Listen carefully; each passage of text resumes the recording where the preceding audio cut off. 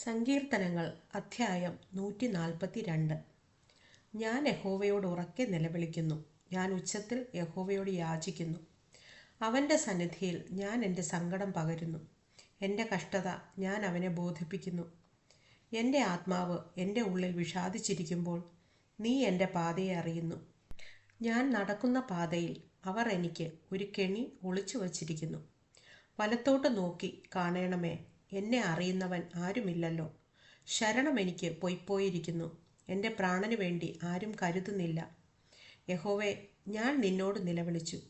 നീ എൻ്റെ സങ്കേതവും ജീവനുള്ളവരുടെ ദേശത്ത് എൻ്റെ ഓഹരിയുമാകുന്നു എന്ന് ഞാൻ പറഞ്ഞു. എൻ്റെ നിലവിളിക്ക് ചെവി തരണമേ. ഞാൻ ഏറ്റവും എളിമപ്പെട്ടിരിക്കുന്നു. എന്നെ ഉപദ്രവിക്കുന്നവർ എന്നിലും ബലവാന്മാരാകയാൽ അവരുടെ കയ്യിൽ നിന്ന് എന്നെ വിടുവിക്കണമേ. ഞാൻ നിന്റെ നാമത്തിന് സ്തോത്രം ചെയ്യേണ്ടതിന് എൻ്റെ പ്രാണനെ കാരാഗൃഹത്തിൽ നിന്ന് പുറപ്പെടുവിക്കണമേ.